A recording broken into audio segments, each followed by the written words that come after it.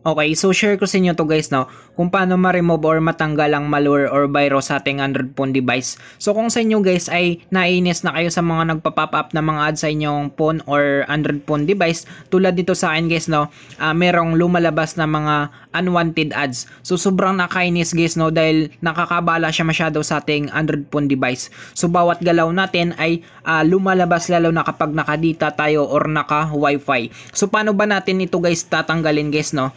So una natin gawin dito guys ay gagamit tayo guys ng default phone manager cleaner. So papakita ko sa inyo guys, no, yung default phone manager cleaner ko guys, no. Ito siya guys, no. Yan. So lahat naman siguro guys, lahat ng mga phone na latest na phone guys ay merong default phone manager guys, no. Maliban na lang guys sa mga old device guys, no. So yung iba kasi guys walang default phone manager guys, no. So kapag wala kayong mga default phone manager guys ay gawan pa rin natin yan guys ng paraan guys, no, or ng way guys, no, para matanggal yung mga unwanted ads sa ating Android phone device. So kapag meron kayong default phone manager guys, try natin ipapa-detect sa kanya guys, no, yung mga malicious files or mga malicious application natin guys na na-install natin guys sa ating phone device guys. Pwede kasi magsani yan siya guys, no. Pwede siya magsani ng pagpa-pop up ng mga ads na lumalabas sa ating Android phone device guys. Okay? So ngayon guys, papakita ko sa inyo, click natin yung default phone manager natin na ito. Yan.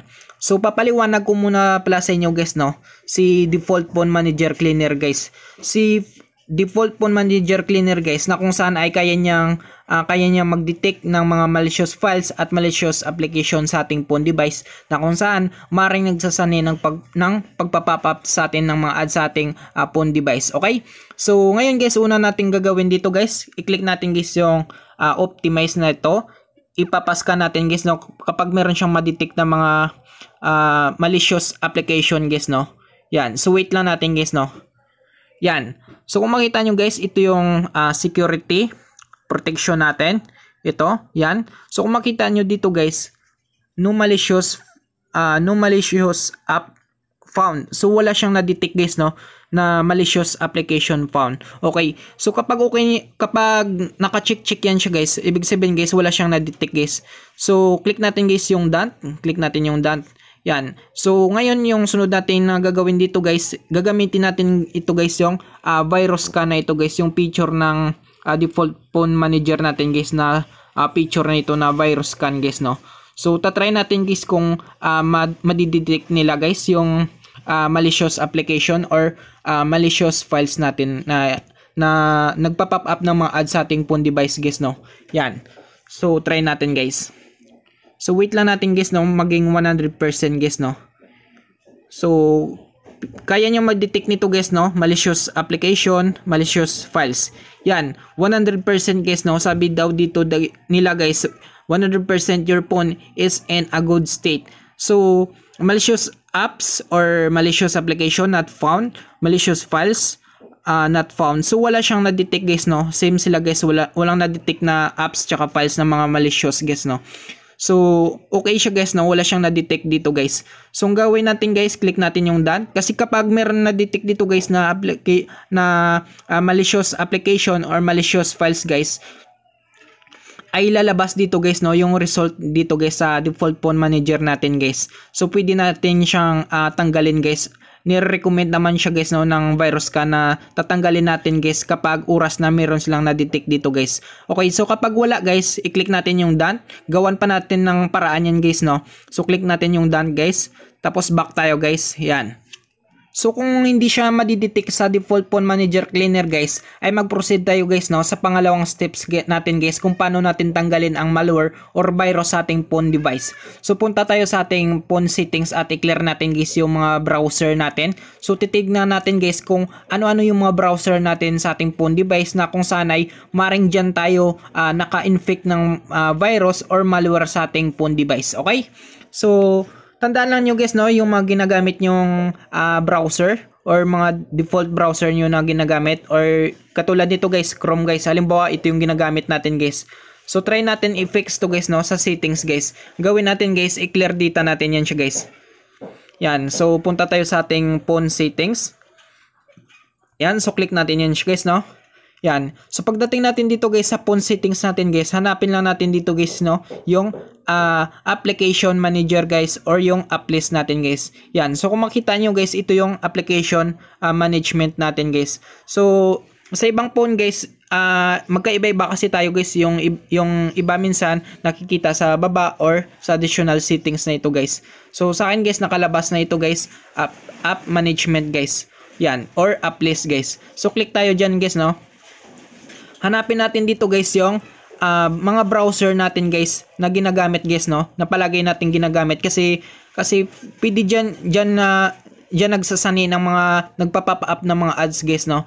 So i-click natin guys yung app list natin. Yan, click natin ito guys no, app list na yan. Yan, so wait lang guys no. Yan. So kung hindi nyo guys makita guys no, hindi nyo makita lahat ng mga application guys, i-click natin to guys yung show system guys. So lahat ng mga naka-default na application natin guys ay makikita natin guys. So dito guys, kahit hindi niyo i-click guys, nakikita naman natin guys yung browser natin guys no. So ito lang yung ginagamit ko na browser guys eh. Ito guys yung Chrome na ito guys. So kapag ito yung ginagamit nyo na browser guys, na Chrome, so ito yung i-clear data natin guys. So minsan guys, gumagamit rin kayo ng ibang browser, mga Google Chrome browser at iba't ibang browser pa guys no. Yan. So sample lang guys no. Halimbawa guys, yan, halimbawa gumagamit rin kayo nito ng Google na ito guys, ng Google browser na ito, yan. Ito yung Google na ito. So i-clear data natin yan siya guys no. So dahil yung ginagamit ko lang dito guys na browser guys ay Chrome guys no. So ito lang yung Chrome na natin guys, i-clear data natin. Click natin yung Chrome browser natin na ito. Yung gawin natin una dito guys, i-click natin guys yung first tab guys no. So bakit natin click yung first tab guys? So click natin yung first tab guys para kapag nag-clear tayo ng data guys ay hindi mag-running guys yung storage usage ng isang application guys. Okay? So ngayon guys, una natin gagawin, click natin yung first tab. Yan, click first tab. So pagka-click natin guys ng first tab guys, isunod natin guys yung storage usage na ito guys. So click natin storage usage. So dito na lalabas guys yung clear data at yung clear cache guys. Okay? So una natin gagawin dito, click natin yung clear data. Click natin yan. Tapos click natin ito guys yung clear all data na ito guys. Yan, para ma-refresh guys no, mawala guys yung mga nagpa-pop up na mga nagpa-pop up na mga ads sa ating phone device guys no. Yan. So kapag na-clear all data kasi natin nito guys ay ang mangyari guys ay pwede siyang mapipigilan yung mga nagpa-pop up na mga ads guys no. So click natin guys yung clear all data na ito. Yan, so click natin guys yung okay. Yan. So okay na siya guys no, na clear data na natin guys yung browser natin guys. So ngayon guys, kapag hindi pa rin siya guys no, hindi pa rin nawala yung mga nagpa-pop up na mga unwanted ads. So palagi pa rin lumalabas kahit naka-data tayo, naka-wifi. So lumalabas pa rin yung data guys. So gawan pa rin natin ng paraan guys no kung paano siya matanggal guys no. So punta tayo ulit guys sa phone settings natin. Kung sakali man guys na lumalabas pa rin. Yan, so gagawin natin yung lahat guys no. So click natin guys yung settings. Yan.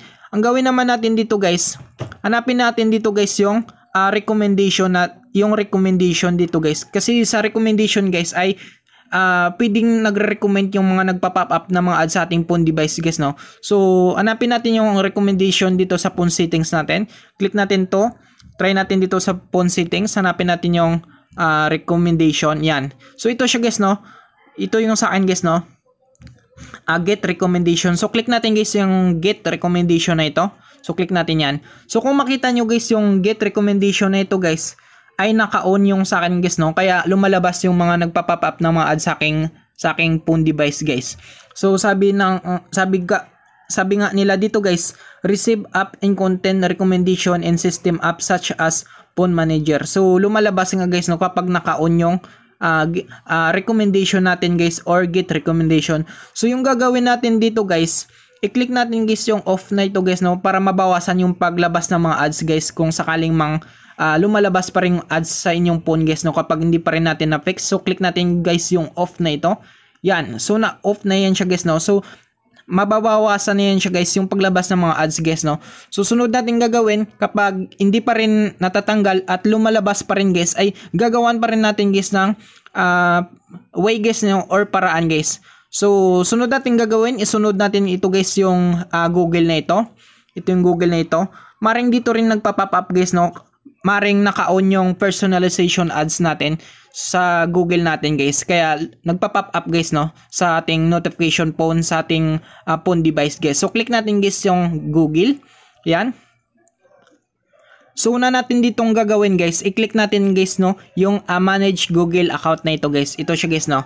Yan. So click natin yan guys. Pupunta tayo guys sa personalization ads natin. So click natin yan, manage your account. Yan. So dito guys, pagdating natin dito guys sa manage your account guys, hanapin natin dito guys yung data and privacy guys. So kung makita nyo guys no, ito yung data and privacy natin guys. Yan.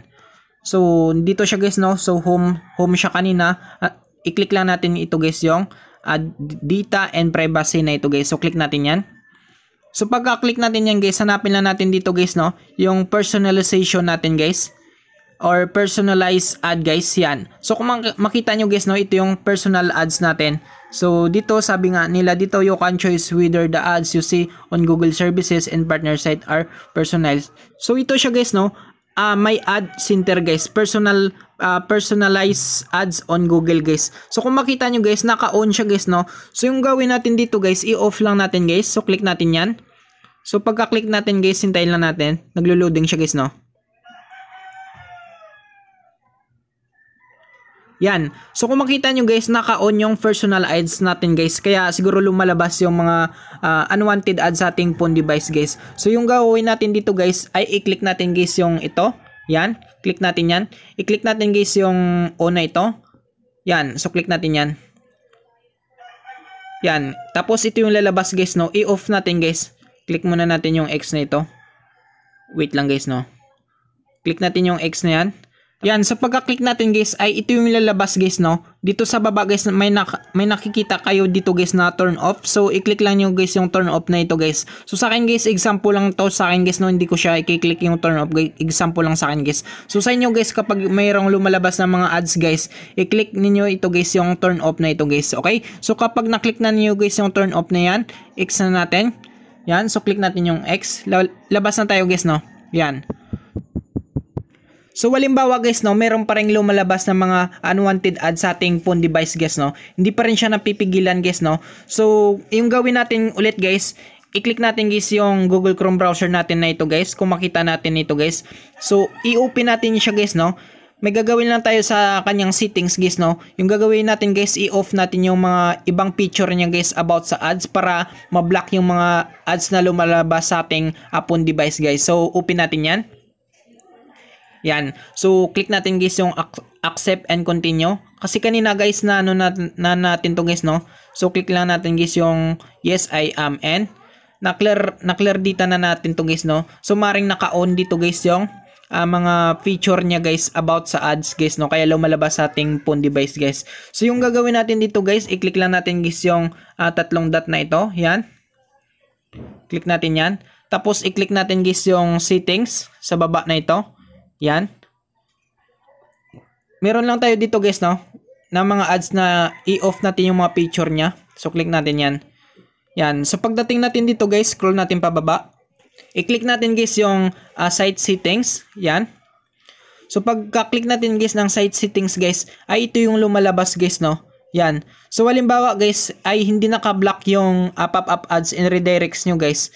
I-click lang niyo to guys yung block na ito guys no. So click natin yung pop-up and redirects guys. So halimbawa guys no. So halimbawa naka-on yan siya guys. Ibig sabihin allow. So allow siya guys na lumabas sa ating phone device yung mga ads guys no. Na yung mga nagpa-pop up na mga ads guys no. So yung gawin natin dito guys, i-off natin guys para hindi siya mag-pop up sa ating phone device guys. So click natin yung off. Yan. Tapos back tayo. So sunod natin gagawin guys dito naman sa ads. Yan dito sa ads. Halimbawa guys ay naka-allow rin ito. Halimbawa nakaganyan, naka-open rin, naka-allow. Ibig sabihin, allow siya na maglabas sa ating phone device yung mga ads. Yung gawin natin dito guys, i-off rin natin guys no. Yan, so click lang natin guys yung off na yan. Yan. So, okay na yan siya guys no. Yan. So, ganyan lang yung i-off natin na feature dito sa Google Chrome browser natin. Or kung saang mang browser na ginagamit nyo guys no. So, kailangan yung i-block or i-disable yung ads feature ng Google Chrome browser natin. So back tayo guys, yan.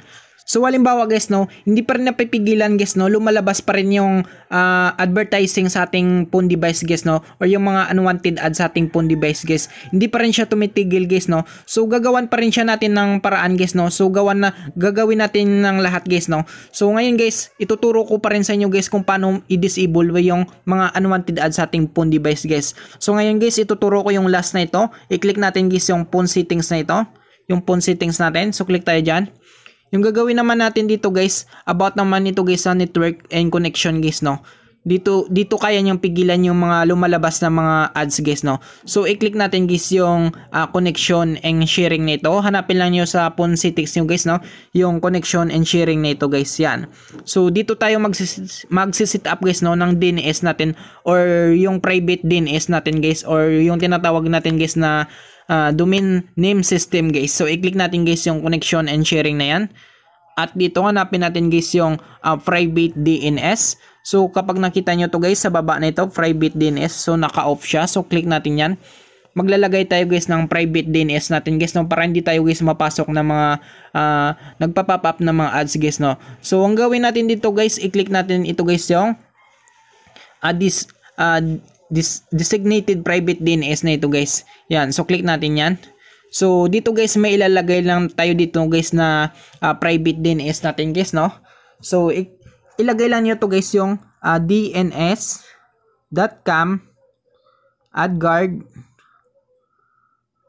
adguard.com. Yan, DNS small letter to siya guys no. Itong DNS na yan. So DNS tapos capital letter na A, adguard.com. So ganyan yung iset natin guys na private DNS guys no. So itong DNS na ito guys, or yung tinatawag na domain name system, ay kaya niyang mapigilan yung mga nagpa-pop up na lumalabas sa ating phone device guys no, ng mga ads guys. So i-click natin guys yung check na ito. Yan, click natin yung check na yan. So click natin yung check. Yan. So magsa-save na yan siya guys no. So ito na yung nakaset sa atin guys na private DNS natin guys no. Ito guys yung dns.adguard.com guys. So naka-modify na yung private DNS natin guys. Yan. So ganun lang guys no, kung paano mawala yung mga ads sa ating phone device guys. So I hope guys na makatulong sa inyo itong video tutorial natin guys. So maraming salamat sa panonood guys no. Sa mga bago pa lang sa ating video tutorial, huwag niyong kalimutang i-click yung subscribe para ma-update ko kayo sa susunod nating video tutorial. Maraming salamat guys and God bless.